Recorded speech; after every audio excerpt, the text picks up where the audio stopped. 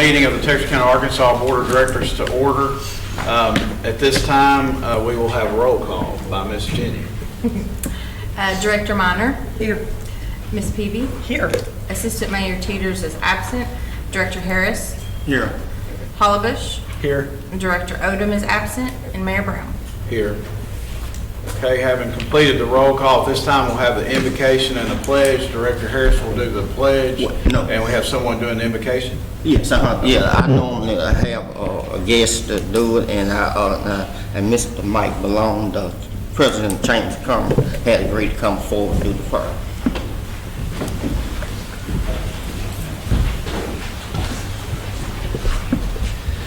Please join me in a time meditation. Father, look down upon this assembled group. Give them guidance. Help them see through the mist of many controversies to find the answer to be of service not only to this community, but to their neighbors. Share in your grace the good that we have, and we give all back to you through your name. Amen. Amen. I pledge allegiance to the flag of the United States of America and to the republic for which it stands, one nation, under God, indivisible, with liberty and justice for all. You may be seated. Just a quick couple of reminders. If you have your cell phone with you, if you'd please silence those for us. If you wish to address the board tonight in citizens communication time, we have a citizens communication card on the ledge. It'd be beneficial for us if you would fill that out. You're not required to, and you would get that to Jenny. We'll make sure that you are recognized during our citizens communication time. So at this time we have a presentation, a couple of presentations. The first presentation is to recognize a couple of employees for the city. We have Mark Yarnell with TWU for 5 years, and we have Jared McCreary with TWU for 10 years. Neither one of those guys could be with us tonight, so we'll give them certificates of appreciation, and y'all give them a round of applause.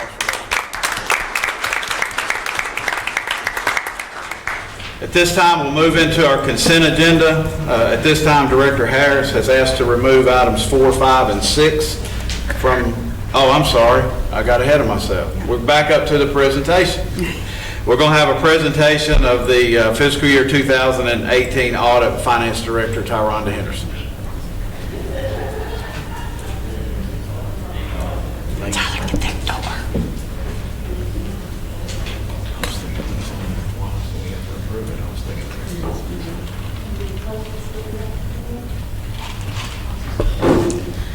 Good evening, Mayor Brown, Board of Directors. This evening, I'm sorry, is that better? This evening, Cynthia Burns with BKD will give our audit presentation. If there are any questions, I'll be willing to answer those. Welcome, Cynthia. Thank you. I'd like to just start by saying we really appreciate the opportunity to be able to do the audit for the city again this year. Your finance department and Tyronda and her team are always very helpful. They're very quick to get us any information we request so that we can present your report in a timely manner. This year it was a little later than normal due to some delays in the water utility audit, but once that was done, we were able to complete our work very quickly. So we were able to finish everything. And so we just wanted to let you know how much we appreciate you and Tyronda's team for the assistance that we have, that they give us. And just a few things here, just to go over some objectives of the audit. We have some required auditor communications. I have some financial highlights, and then a report on state compliance. Then the objectives of the audit, our objective in performing the audit is to provide an opinion on whether the financial statements that are prepared by the finance department are fairly stated in all material respects, We also report on compliance with certain laws and regulations, which is part of doing an audit under government auditing standards. We issue a report on the internal controls over financial reporting and compliance. There's no opinion on that. This is also under government auditing standards. This is where, if there were any issues, we would discuss any material weaknesses or significant deficiencies. We had none of those to report this year. And then we issue a report on the city's compliance with certain state laws.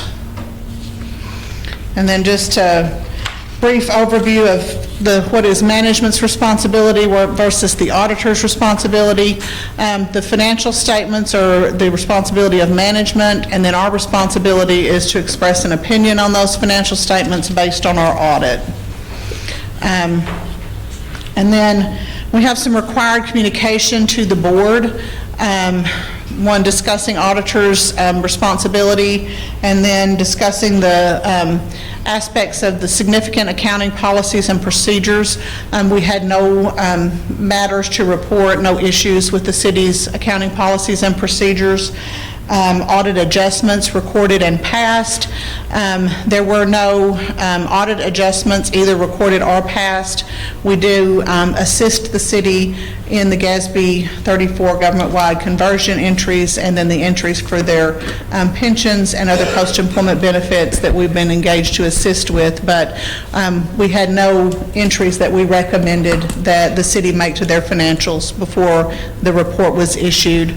Then we're required to discuss any issues we may see with the quality of your accounting principles, and we had none of those to report either. And then we are required to report if we have any difficulties in performing the audit, and there was nothing there as well. For the 2017 report, the city again received the Certificate for Achievement for Excellence in Financial Reporting for the Government Finance Officers Association.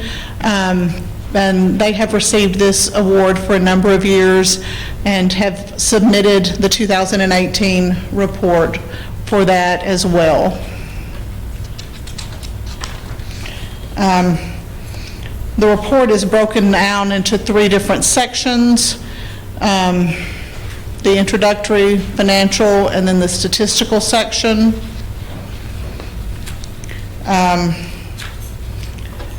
Your financial statement audit consists of a number of pieces. We audit the General Fund and Public Works Fund, the component unit, the Advertising and Promotion Commission. Then we also audit in the aggregate the non-major funds, the pension trust fund, and any agency funds. And then there are 3 entities that are included in the city's audit that are audited by other auditors, and those are noted there. Then we just have some overall financial highlights here, and this is on the government-wide statements that include the impact of implementing GASB 75, which was other post-employment benefits other than pensions, and that resulted in your beginning net position being restated for that liability. And then on the government-wide level, then the changes in your revenues and expenses. And then we have those the same in charts here, and you can just see that your larger revenue streams are your property taxes and sales taxes, charges for services, and then grants and operating grants and contributions. And kind of show, that sales taxes is the largest portion of revenue that the city receives, and then this shows where those funds are spent. And you can see that a lot of this is spent in your public or your public safety type areas, your police and fire, and then Public Works receives another fairly large portion of the city's revenues. And then just to show that the city is improving on the amount of fund balance that they maintain. And then This is one of the key things that I wanted to bring to your attention, that we noted no material weaknesses or significant deficiencies in our audit processes as we looked over the controls that the city has in place, and then also have an unmodified opinion on the city's compliance with those required state acts. On all of the opinions that we issue for the city received an unmodified opinion, which is the best opinion you can receive. So, feel like your finance department does an excellent job. If anyone has any questions, that is all I have prepared. I would just like to say I appreciate you coming today early and presenting our workshop that, we could get a look at the overall audit, and I appreciate you doing that. I'm learning a lot, but I appreciate you doing it. I know the rest of the board appreciates you being here and giving us a workshop today on our full audit report. Yes, and we also think our finance department does a wonderful job also. And there are not a lot of cities in the state of Arkansas who receive that GFOA certificate of excellence in reporting, so they are definitely to be commended for that. So, thank you. Thank you. Okay, at this time, we'll move into our consent agenda. Director Harris is asked to remove 4, 5, and 6 from the consent agenda. Therefore, we have item number 3, which is the approval of the minutes of the regular meeting on September the 16th. And item number 7 is to adopt a resolution accepting the proposal of the Terrell Hollingsworth Architects for architectural services and entering into an agreement for the Animal Care and Adoption Center improvements. So do I hear a motion to approve of item number 3 and 7 under the consent agenda? Motion to approve, Mayor. Second. Have a motion and a second to approve item number 3 and item number 7. Could you, all those in favor say aye. Aye. Opposed? And then those 2 items will carry on the consent agenda. So at this time, we'll consider item number 4, adopt a resolution accepting the year-end 2018 audit report. Director Harris? Okay, the reason why I had this pulled off of the consent agenda, it doesn't have nothing to do per se with the audits, trying to state there's something wrong with the audit, something wrong with the finance. It's just the idea. I know we got 2 additional new board members on here, and I'm just trying to let them know that the state also can do audit for the city, and they can do it at no cost. And I believe we paying about, I could be wrong, about $80,000 to $90,000 a year for this. But on the other issue, on this standpoint, that they do not do grants, they do not audit grants, and no longer they process. But they does audit that. Now it may take a while for them to do it, and I believe they're doing the school board, Texas County Arkansas School District, and I'm not 100% sure about Miller County as they audit or not. But as far as I do know, I know for a fact that they did do the school board, because I was on the school board maybe 3 years ago, and I know that the state they audit at no cost. And that's the reason why I was just trying to let the other 2 board members aware of this process, that the state can do an audit. It may lag a little bit, but I'm not questioning as to what was done with this audit. That's not the issue. The issue is from a tax citizen with the taxes from concern. When you're paying somebody about $90,000, and when you can get the same thing basically done free, other than, like I said, doing the grants, the federal grants audit, that now this maybe the next time that this come up, that y'all 2 new board members will be aware of this, because like I said, I've had about 19 years of audit, and I haven't really seen nothing really change per se when audit's being done, and that's basically why I was taking off the consent agenda. Any other discussion on the item number 4, which is to adopt a resolution accepting the year-end 2018 audit report? If not, would you read the resolution? Whereas the 2018 audit has been prepared, and whereas the audit has been reviewed by the Board of Directors, and whereas the City Manager and staff recommend approval, now therefore be it resolved by the Board of Directors of the City of Texarkana, Arkansas, that the 2018 audit is accepted, passed, and approved this 7th day of October 2019. Move for adoption. Second. I have a motion and a second to adopt. Could you call the roll, please? Director Minor? Yes. Peavy? Yes. Harris? Yes. Hollobush? Yes. Mayor Brown? Yes. Item number 5 is to adopt a resolution authorizing city manager to enter into a purchase agreement with the Davis Playgrounds for 5 shade structures. Director Harris? Okay, now the reason why this was taken off, because it's the funding from this. The funding from this, from what I read with the document, I believe $38,000, but it was CBG money, and CBG stand for the Community Development Block Grant money. Now, and that's what I kind of have an issue with, that, we get about $290,000 a year for Community Development Block Grant money, and it's basically used for low to moderate income. And I think it should be used, in my opinion, to enhance the quality of life of the person that while we're getting this money. And I just don't really see that, and like I said, it's my opinion that getting shading structure and using CBG money for that, to pay for that. And that's what my concern about this. I can think of just riding around my ward today, I could have saw many places where that money could be used, like for tearing down some burnt houses or help fixing up some street, and even doing a sidewalk down, which I've been trying to get for the past 4 years, going down Pinehurst, between Pinehurst and Grove, from Pinehurst, from Grove Street to Dudley Street, and that's the reason why I have a little concern about this. Tyler, thank you for coming up. Could you tell me where the Davis Playground is?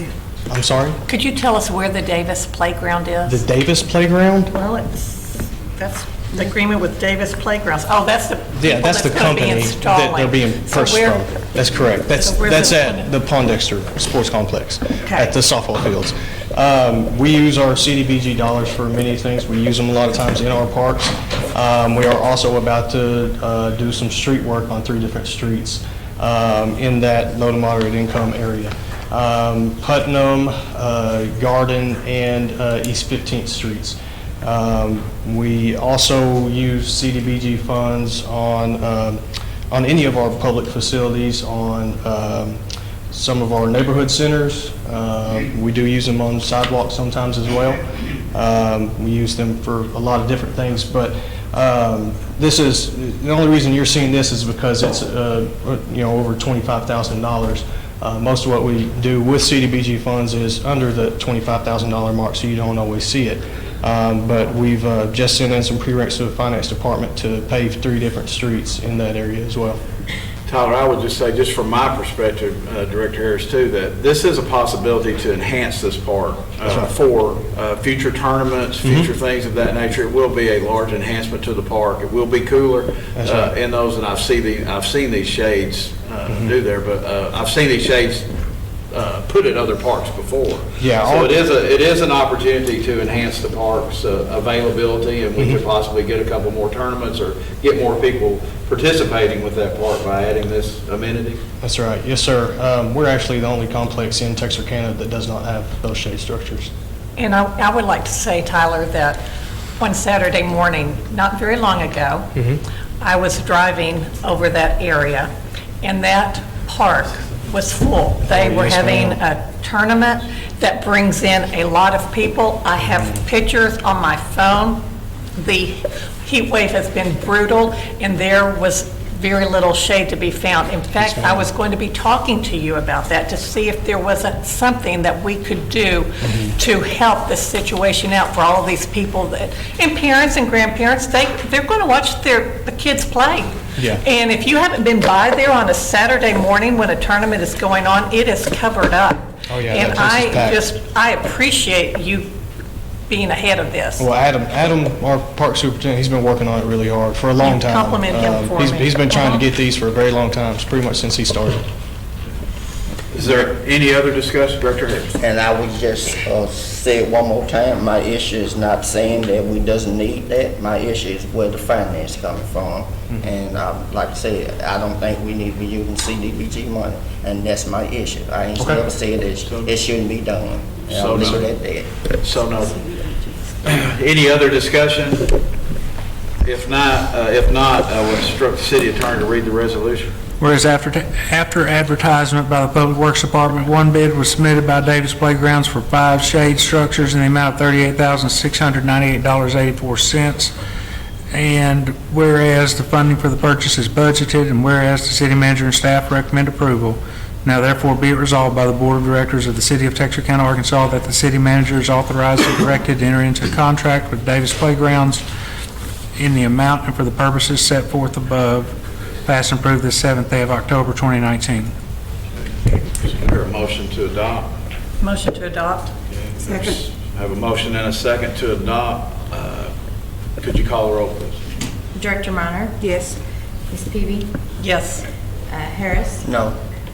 Hollibush? Yes. Mayor Brown? Yes. So the resolution passes with 4 votes.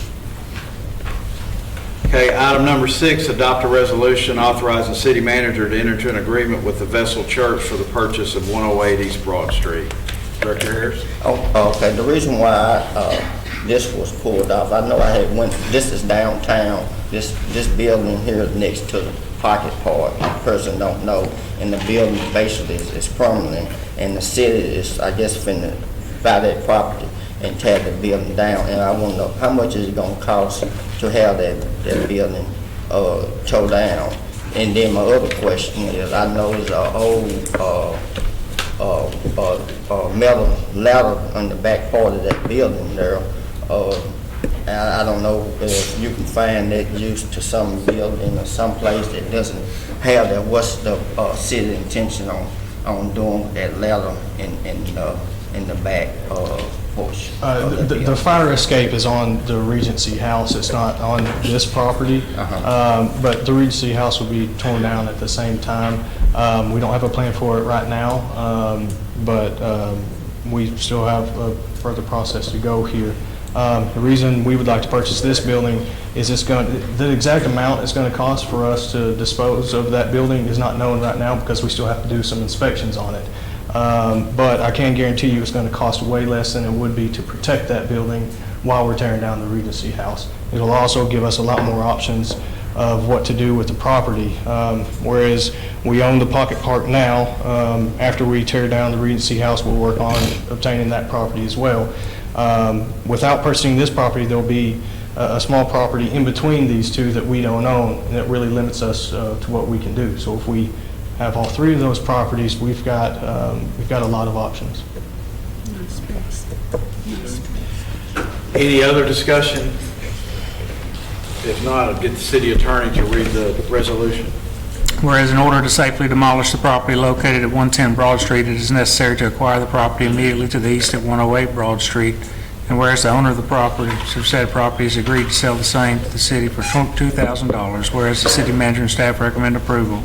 Now therefore be it resolved by the city that the city manager is authorized to acquire the property commonly known as 108 Broad Street for $2,000 and execute such documentation as may be reasonably necessary to effectuate such acquisition, passed and approved the 7th day of October 2019. Mayor, as I read that, I notice it's to the west, but. Okay. Make that change. Yeah. So the resolution's been read to have a motion to adopt. Motion to adopt. Have a second. Second. Have a motion and a second to adopt. Would you call the roll, please? Director Minor? Yes. Peavy? Yes. Harris? Yes. Hollibush? Yes. Mayor Brown? Yes. Okay, that takes care of the consent agenda. We'll move into our, we have 2 or 3 items left on our regular agenda tonight. The first is to adopt a resolution approving the Texas County Water Utilities fiscal 2019-20 budget. Executive Director J.D. Phillips and Finance Director Jim Cornelius are present.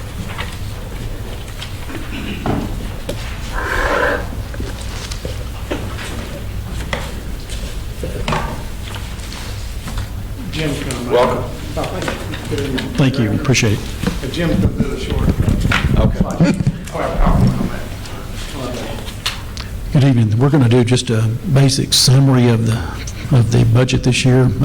You've got I think the detailed budget book that's to look at. For FY '20, our Arkansas-Texas ratio that changes every year, it's based upon the consumption, the water consumption between Arkansas and Texas that runs through our utility billing system.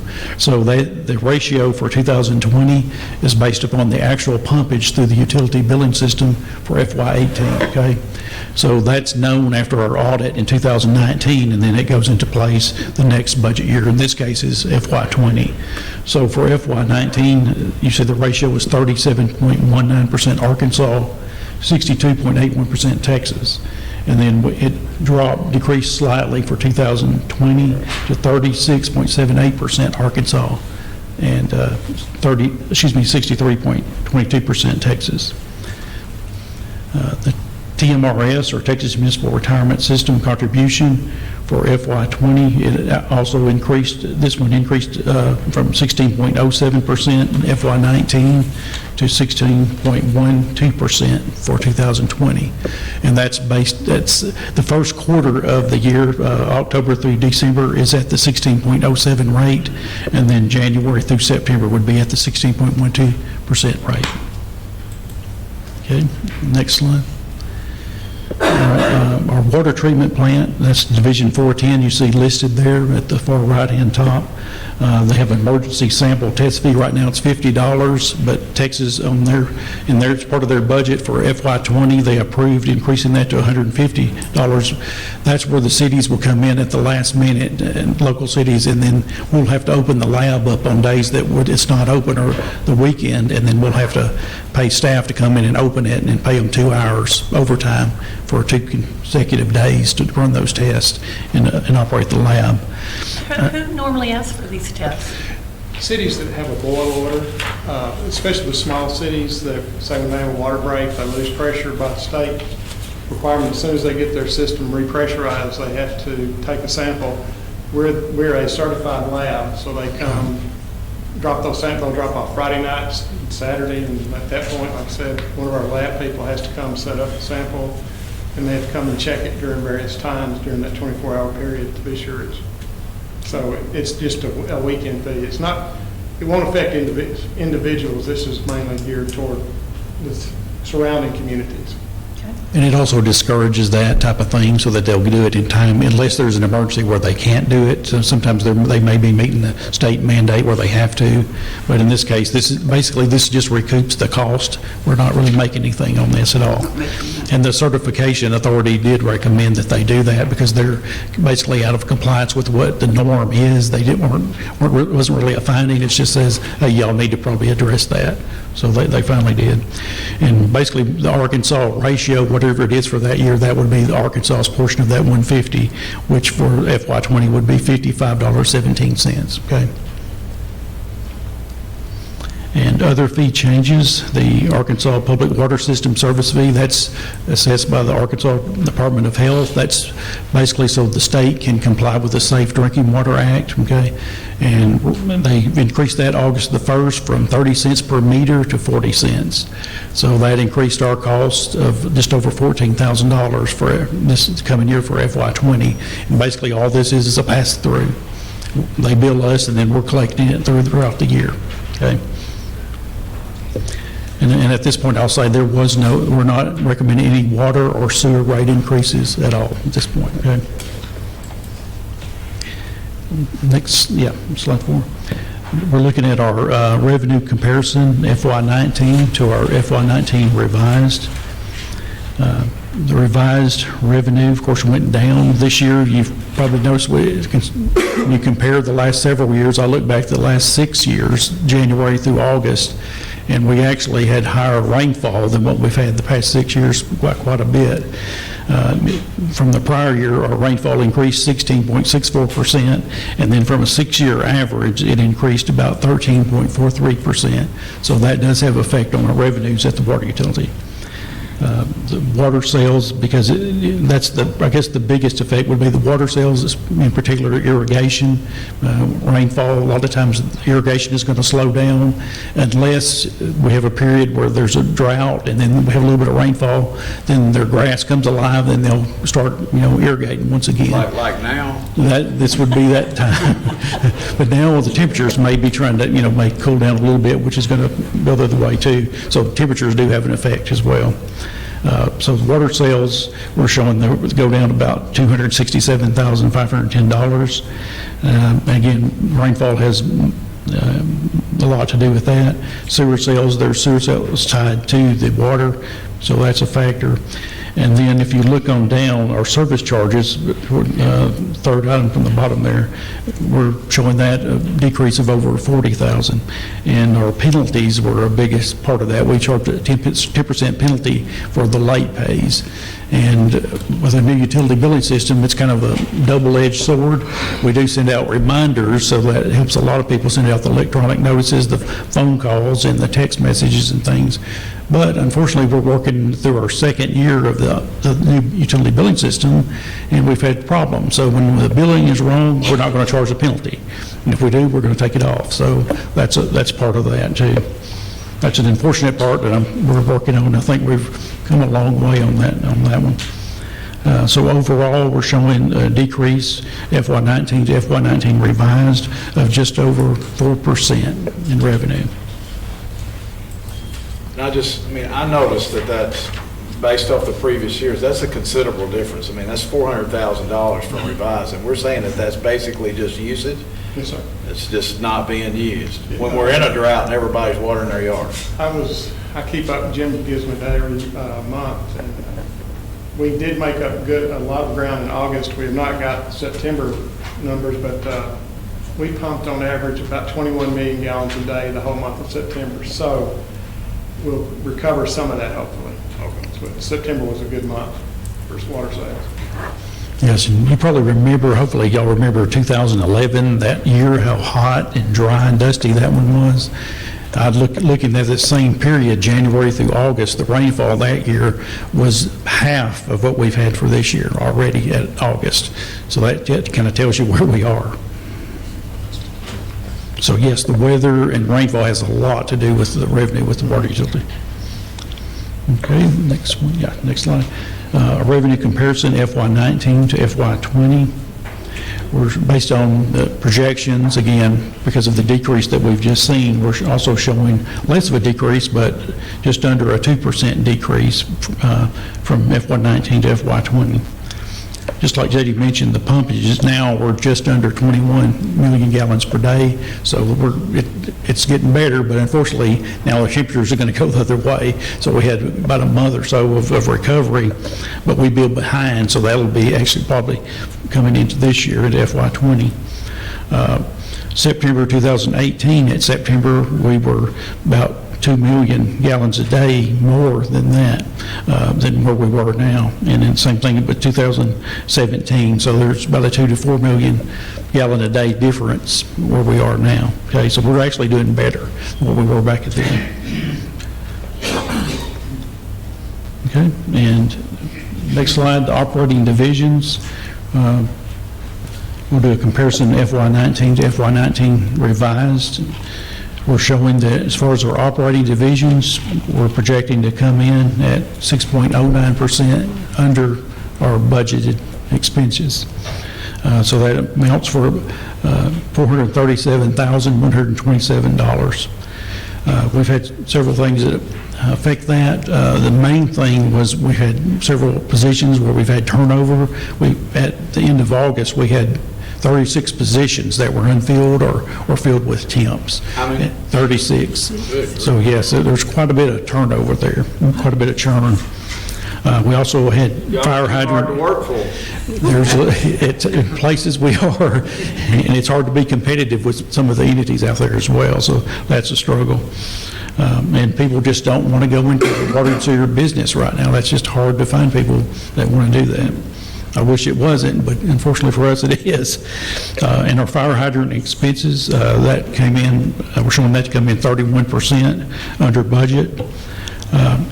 Same thing for our water distribution expenses, about 25% under budget for that particular line item. Water services expenditures, another 12.5% below budget. So all that kind of culminates to bring us about 6.09% under budget, which does help, especially during periods where we have the issues with all the rainfall. On the next slide, we're looking at the operating division budget comparisons, FY20 to FY19. And here we're showing a 3.19% increase, and we're going to take a peek at that here in just a minute. But mainly, we're looking at chemicals and salaries as being a part of that, okay? We're going to, what Jim will talk about in a moment, but we really have trouble keeping our operators at the wastewater treatment plant and the water treatment plant. We train them, get them licensed, and paper mills, power plants, anybody, they hire them away. Private industry hires them away at a much higher salary than we do, so we're going to try to do some adjust salary. How many operators do you currently have? I think it's 16 at Wright Patman Plant, 4 at Millwood, and about 20-something at South Regional. And there's a lot of churn with those. It's hard to keep those. And we have to have licensed operators at those plants anytime they're in operation. So all of our operators, they're going to be trained and licensed in both states so they can operate either plant, however we need them. If we need to run a shift 24 hours at one or the other, then we can do it. Okay, yeah. Next slide, slide 8. Some of the costs for FY20, we have chemical costs that went up. Alum increased 17%, chlorine 8%. So that's usually salaries, electrical, and then chemicals are going to be the items that kind of tend to go up on us each year, kind of items to look at. Salary costs, we have 25 positions that we've upgraded, doing adjustments, try to retain people and put them where they should go, looking at the market and where that position would fall to try to be competitive and not have so much turnover. We're looking at promoting within 3 people that we feel are ready to take those responsibilities, and then 1 new position in our IT department, which will help with IT plus GIS projects, and that would be a project manager. We have so many projects, with the city, Bowie County, and the water utility, so that we need to kind of get a better handle on that and establish better accountability for the work and what needs to be done and prioritizing the work and the projects. The overall cost of the salaries increase of $330,666 with the Arkansas portion of $123,367. And then looking at Arkansas contributions to other funds, our South Regional Wastewater Treatment Plant, that's our main sewer plant out South State Line. Arkansas contribution there, $106,513, decreasing that one for the year just over $59,000. Arkansas Infrastructure, $263,016 in budgeted contribution, and a decrease of $70,000 because we were adding contributions to affect other projects that we're trying to do that the engineers identified in there in the past year. So we're just scaling that back to what it should be. The Equipment Acquisition Fund, contribution of $165,510, $38,920 increase there. We have a jet truck that we were budgeting to replace as part of our normal replacement, end-of-life replacement cycle. It's $384,000. We're going to make $128,000 contributions toward that, planning to replace it after contributing in 2021. Unfortunately, a citizen ran a red light, hit that vehicle, it was totaled, so now we have to expedite that, increase the contribution, and go ahead and do it now. So probably within the next couple of weeks, you'll be seeing an agenda item on that. So we're going to have to move forward with that one. Technology Fund, contribution of $257,460. That's $112,493 increase there. Similar to the Equipment Fund, we are looking to replacing our finance software that we've had since way back in about 95, 96. So Which software is that? it's the winter grades. And so is that the overall, when I looked at the consolidated budget, and I mainly just looked at the Arkansas after that, but there's a significant increase in technology across for both sides of state line. Is that the majority of that expense? I mean, it's like $700,000 for the year? That's a big part of it, but there's several items. We have maintenance items that we're having to replace. Anytime you add infrastructure, you got to then go into maintenance mode the next year. So we've kind of got that. Plus, we're now making contributions to build a reserve for the items that we know are going to have to be replaced, just like our equipment. We know that as soon as you buy it, you need to have a replacement cycle. You know, it's going to be replaced. You need to be making budgeted contributions toward that. So we're trying to do that in the technology area as well. We don't want to get blindsided with, hey, we've got to come up with $1 million because all of this technology has to be done. We want to know as we go what we need and kind of be working toward that so that we can make those purchases as we need it as we go. That's kind of the goal. We're hoping we can get there. Has there been any talk of the migration off of Windows to Windows 10? You know, the expense that's going to be associated with that at the end of the year? I know they're working on that. I don't know. I haven't heard. We haven't heard on that one. But yeah, they're definitely ahead of the curve on that. They're already planning. They're probably have already been testing that. And the capital improvement fund, $150,000 contribution, and reducing that $178,000. Okay, slide 9, depreciation fund projects. For all the depreciation funds in total, looking at a grand total of $1,375,000 in expenditures, with the Arkansas portion of that being $520,137. Looking at the South Regional Wastewater Treatment Plant at the very top, we've got about 9 projects budgeted there, a total of $358,500, with the Arkansas portion being $131,857. All of that is equipment, machinery and equipment that is constantly being used, and we just have to replace that. We maintain it, have plant mechanics that keep it maintained, but we still have to replace those and plan for replacement. We've been trying to get the roofs all replaced, been working on that. It's been taking several years.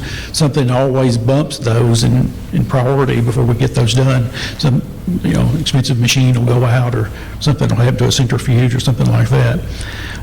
So we're trying to do that, and we're trying to finish up our SCADA, supervisory control and data acquisition. We have 57 lift stations throughout Texarkana, both sides, and the major ones of those we're trying to hook up to SCADA with the satellite technology so that we can get real-time communications to and from the equipment to know the condition and be able to affect some of the controls back from the office.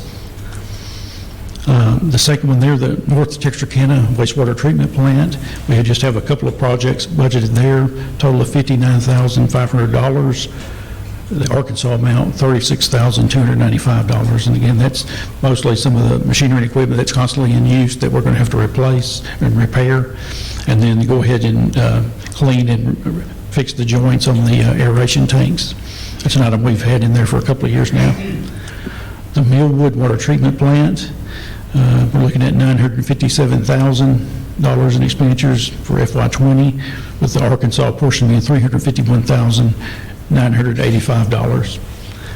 And of those, some 9 projects we've got budgeted there. The basin lining, the second one there, $375,000. We've just finished doing some of that work this year at a cost of $371,000, but we're looking at finishing that up to get those all fixed.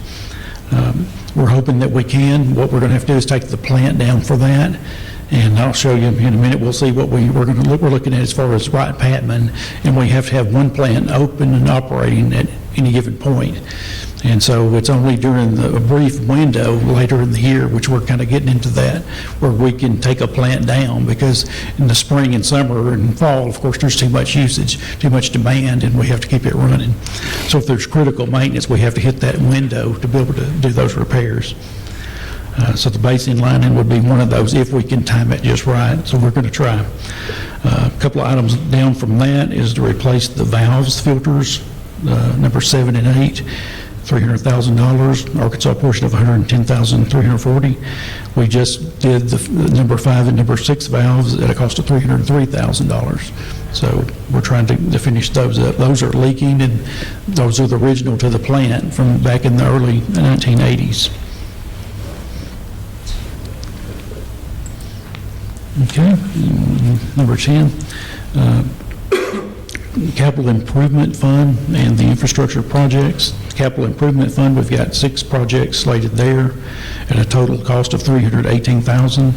We've got 2 of the sewer extensions there at the bottom, North Sanderson Lane and Tennessee Road. Those were identified by the engineers that they're wanting to tackle, so we're planning to try to tackle those this year.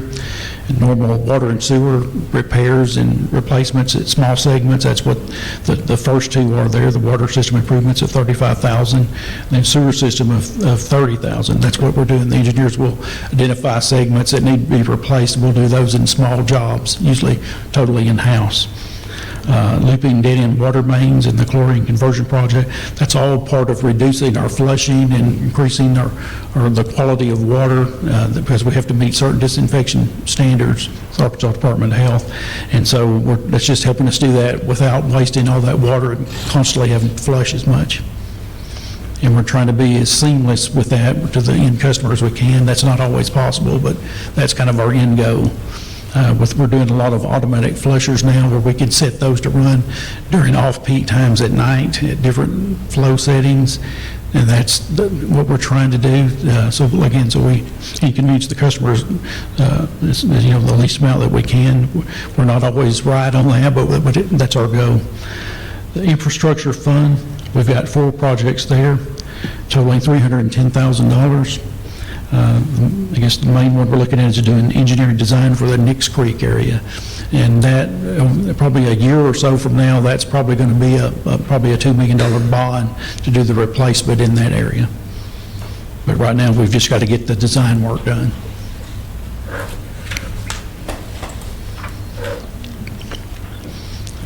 The next one is our Lake Texarkana Capital Improvement Fund.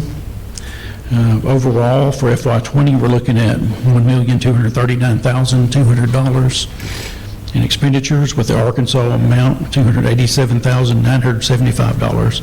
So there's about 20 projects that we're looking at there.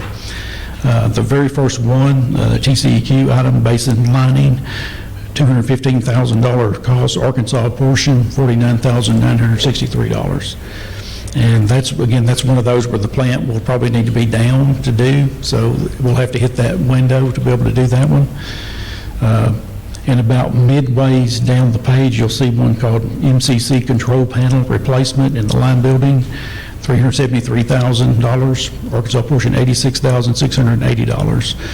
Or we have a master electrician on staff, and he identifies that as an electrical hazard, and it's obsolete electrical that has to be replaced. If that goes down, that right pavement plant is going to be down. So that's going to be a high priority for us to hit this year as soon as possible. As soon as we can take the right pavement down, we want to do that one. No, that project is under design currently, so we'll bid it out hopefully next month.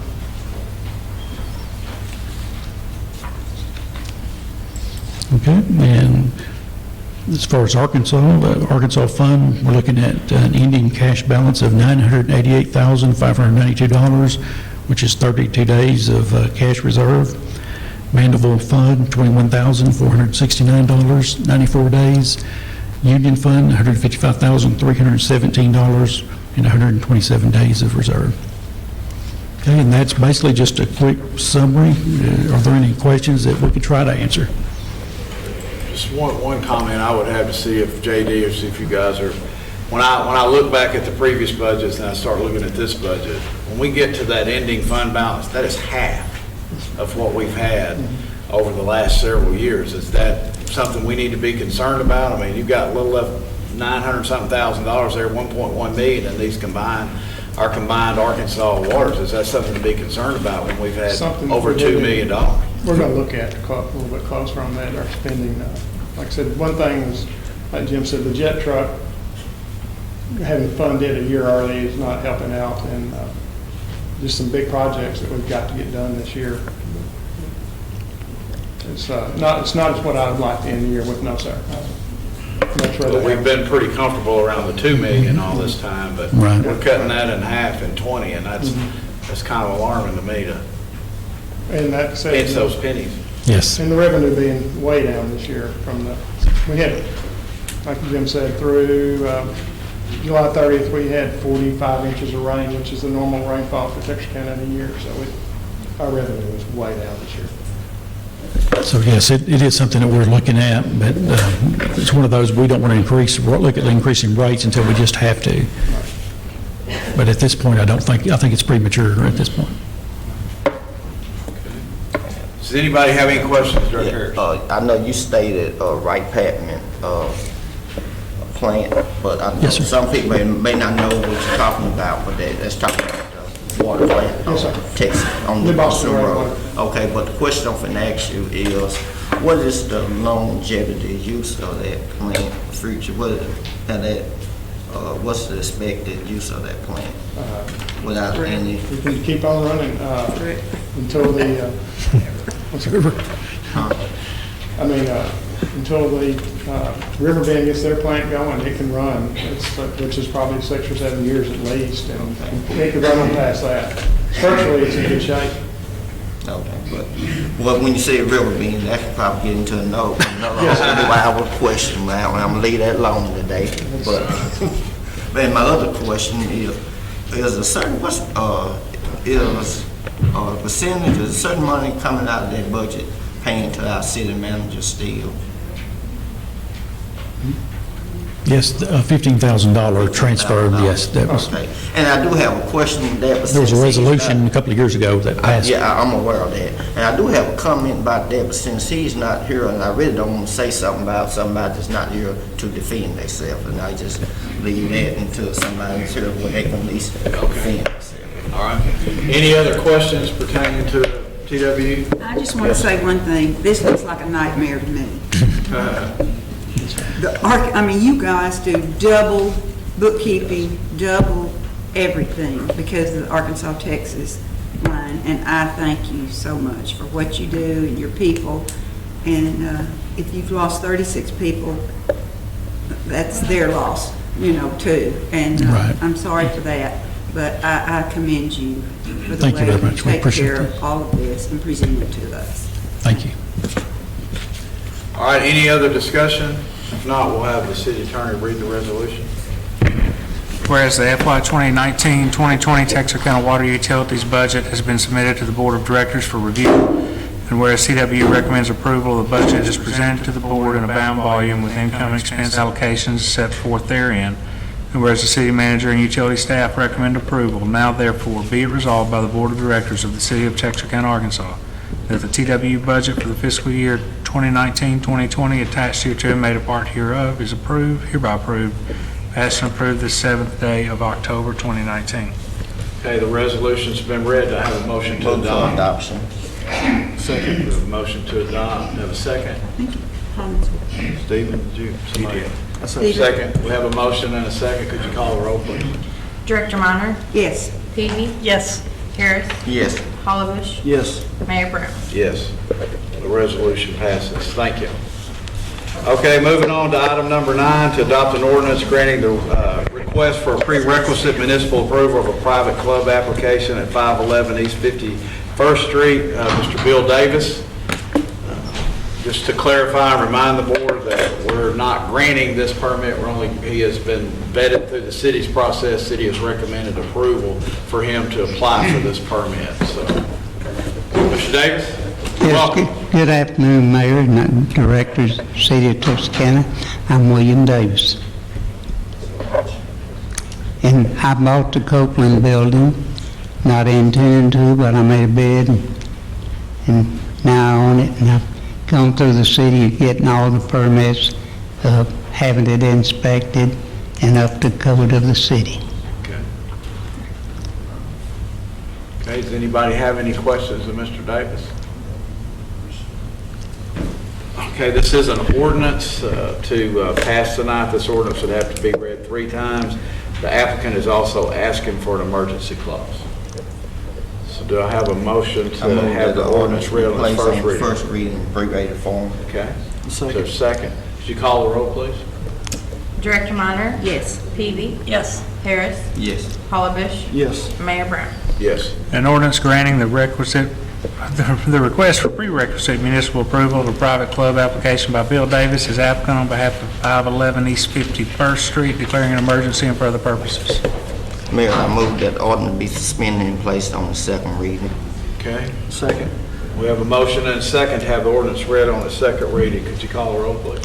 Director Minor? Yes. Peavy? Yes. Harris? Yes. Hollabush? Yes. Mayor Brown? Yes. An ordinance granting the request for prerequisite municipal approval of a private club application by Bill Davis as applicant on behalf of 511 East 51st Street, declaring an emergency and for other purposes. Okay, the ordinance has been read on its second reading. Do I have a motion to have it read on its third and final reading tonight? Mayor, I move that the ordinance be read on third and final reading. Okay. Second. Have a motion and a second to have it read on its third and final reading. Could you call the roll? Director Minor? Yes. Peavy? Yes. Harris? Yes. Hollabush? Yes. Mayor Brown? Yes. An ordinance granting the request for prerequisite municipal approval of a private club application by Bill Davis as applicant on behalf of 511 East 51st Street, declaring an emergency and for other purposes. Okay, the ordinance has been read on its third and final reading tonight. Do I have a motion to adopt? Move for adoption. Second. We have a motion to adopt and a second. Prior to the board voting, is there anyone here that wishes to address this board pertaining to this approval of this permit? Okay. Seeing none, could you call the roll, please? Director Minor? Yes. Peavy? Yes. Harris? Yes. Hollabush? Yes. Mayor Brown? Yes. So the ordinance is adopted. This applicant has also asked for an emergency clause. Do I hear a motion to approve of an emergency clause? Motion to approve the emergency clause. Okay. There's a second. Second. So we have a motion and a second to grant an emergency clause with this ordinance. Is there any discussion? Could you call the roll, please? Director Minor? Yes. Peavy? Yes. Harris? Yes. Hollabush? Yes. Mayor Brown? Yes. Mr. Davis, that's taken care of for you. Thank you very much. Maybe I can increase sales tax now. Okay, that's what we want to do. Okay, moving right along to item number 10, is to adopt an ordinance amending the City of Texarkana, Arkansas's Code of Ordinances to allow food trucks in commercial and industrial zones. This agenda is sponsored by Director Stephen Hollybush and City Planner Mary Beck.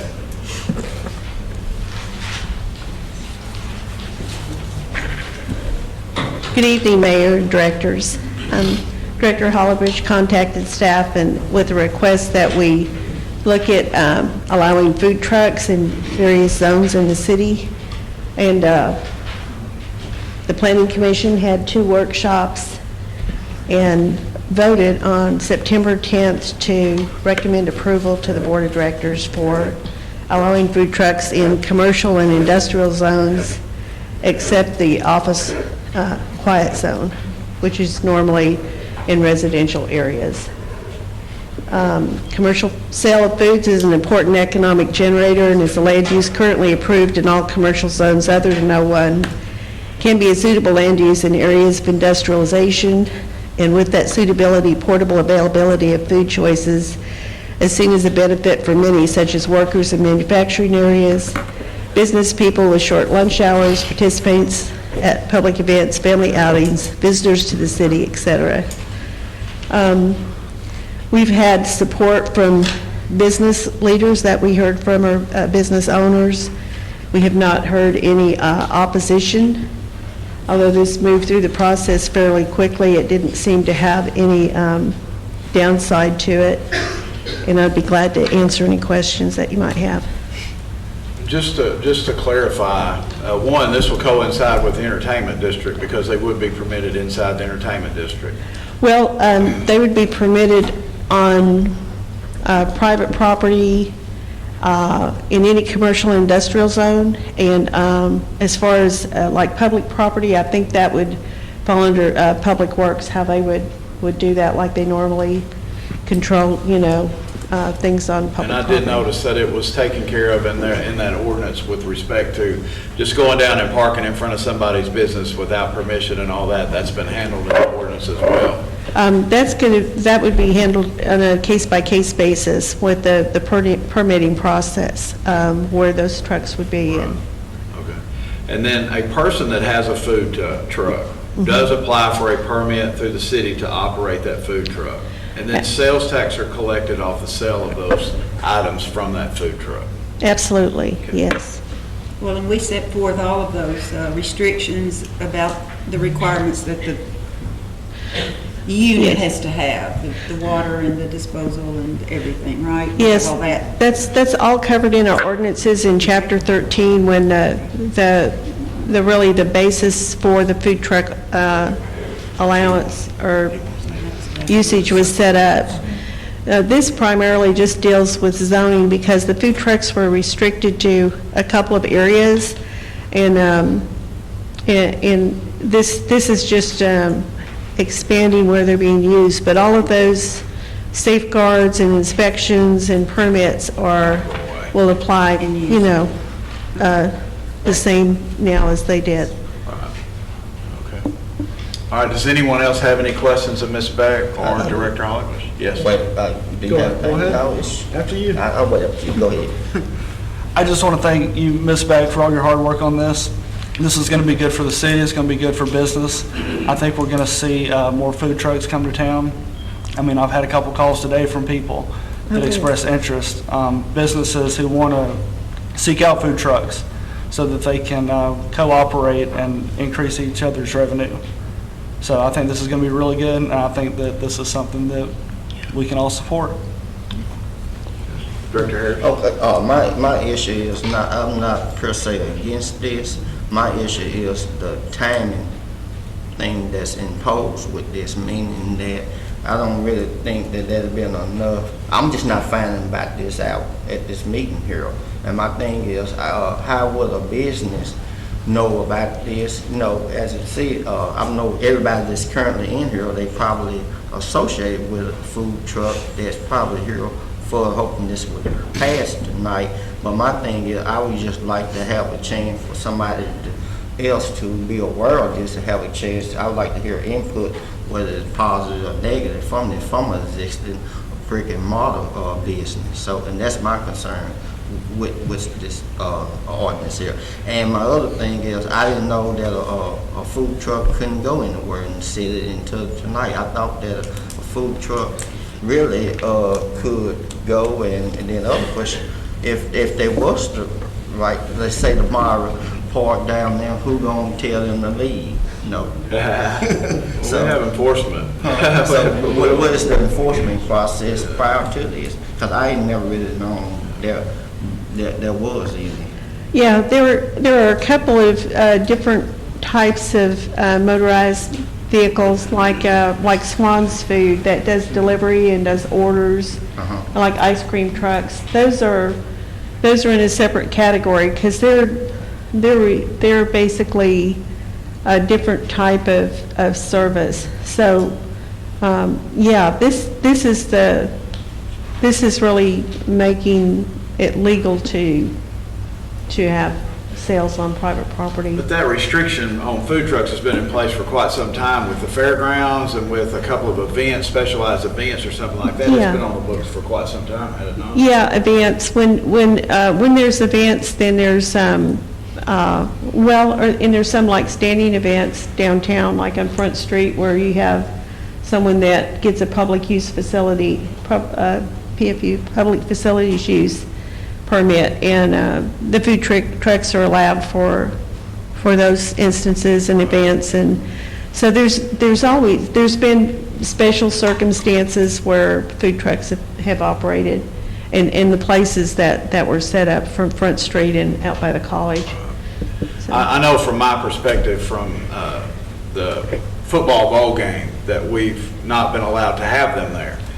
We've had several inquiries about that during game day, but they're not permitted there, so we couldn't have them. So this would open up the possibility of doing that as well. It's just granting additional opportunities to make some revenue. Yeah. Absolutely. Or is there any other discussion, any questions of Ms. Beck? Hold on a second. The procedure will be is this is an ordinance, so the ordinance, yes, I will have to be, the procedure is the ordinance will have to get to its third and final reading tonight.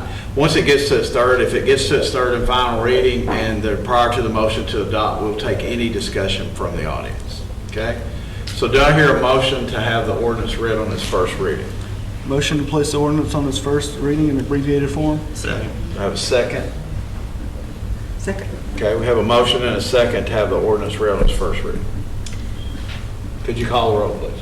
Director Minor? Yes. Peavy? Yes. Harris? Yes. Palovich? Yes. Mayor Brown? Yes. An ordinance to amend ordinance K 286, Chapter 28, Article 3, Section 28-22 and Section 28-23 to add mobile food vehicles, also known as food trucks, as a land use in various zones. In Article 11, Section 28-142, definitions related to mobile food vendors. Okay, the ordinance has been read on its first reading. Do I hear a motion to have the ordinance read on its second reading? Motion to place it on its second reading in abbreviated form? Is there a second? Second. Have a motion and a second to have the ordinance read on its second reading. It's abbreviated. Could you call the roll? Director Minor? Yes. Peavy? Yes. Harris? Yes. Palovich? Yes. Mayor Brown? Yes. An ordinance to amend ordinance K 286, Chapter 28, Article 3, Section 28-22 and Section 28-3 to add mobile food vehicles, also known as food trucks, as a land use in various zones. In Article 11, Section 28-142, definitions related to mobile food vendors. Okay, the ordinance has been read on its second reading. Do I hear a motion to have the ordinance read on its third and final reading tonight? Motion to place it on its third and final reading in abbreviated form? Do I have a second? Second. Okay, we have a motion and a second to have it read on its third and final reading tonight. Could you call the roll? Director Minor? Yes. Peavy? Yes. Harris? No. Palovich? Yes. Brown? Yes. So that's only 4. So it's not That's gonna what make we it do. You tonight. need 5 to suspend the rules. Okay, so the ordinance fails for lack of 5 votes for its third and final reading tonight. It'll be moved to the October 21st. I think October 21st is the next board meeting. It will be moved to the October 21st meeting. Okay? All right.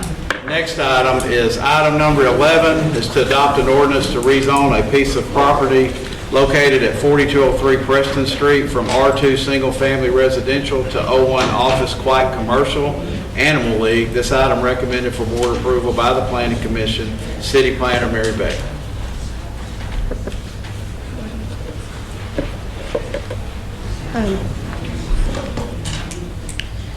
The piece of property we're talking about this evening is located, this kind of pink-colored building. For your reference, Cooper Tire Road is over to the west. This is Preston Street that winds around into McGee. It's a collector street that's between Cooper Tire Road and Meadows Drive. This property was constructed, this building was constructed with a conditional use permit in this R2 residential zone. Everything on the screen is R2 residential. There was a conditional use permit for a square dance club, and they built a commercial building, and it operated for a time. And after the death of the owner, the property was deeded to the Animal League, and they had intended to use it for an adoption center or something of that nature. But their close proximity to the fire station and the need to have, the animals to be able to go outdoors and noise factors and the residential area, it never was really seen as the best location for that land use. So it's been vacant for some time, and the Animal League was approached by someone affiliated with them to establish a medical billing office there. So they applied for a rezoning for an O1 office quiet. which is a recommended land use in a residential area because it's, something that basically has little impact as far as noise or traffic. So the Planning Commission reviewed this on August 12th. It was recommended for approval 6-0. There was one absence that evening. There's no opposition to it. Shortly after that, the person that was planning to do the business there, after understanding that he would have to do some upgrades to the parking area, that's gravel, it would need to be paved, and some building improvements, decided to do something different. But the Animal League wanted to continue with still being the owners, to go forward with the rezoning so that they could make this property more marketable for some use. So it's adequately served by infrastructure. There's water and sewer service. There's a fire hydrant about 200 feet to the east side and about 400 to the west side. And this property behind them is vacant, and it's a lot of floodplain back there. It's not been developed at all.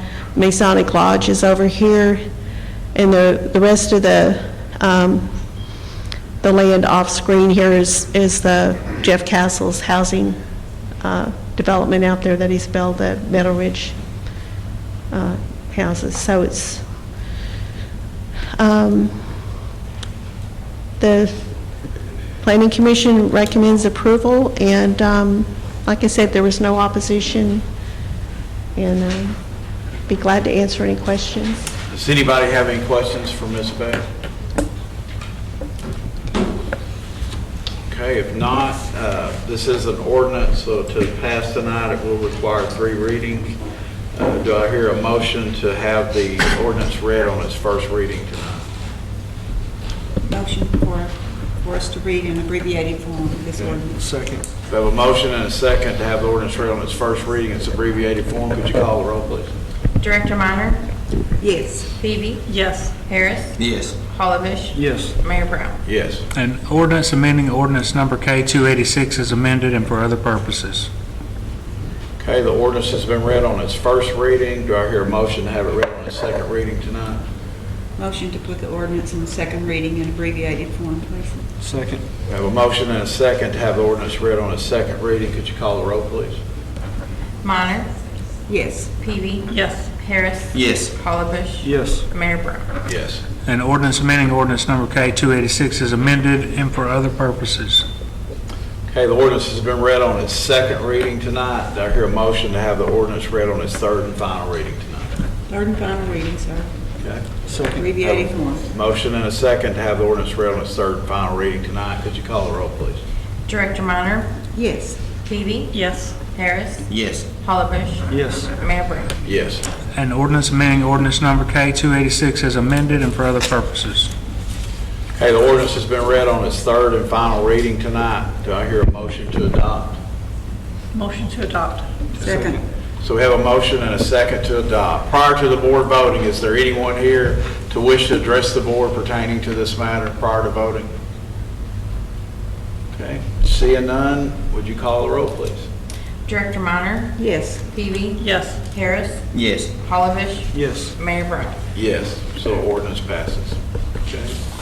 All right, that's all the business that we have at this time for the city. At this time, we'll enter into our citizens' communication time. I have one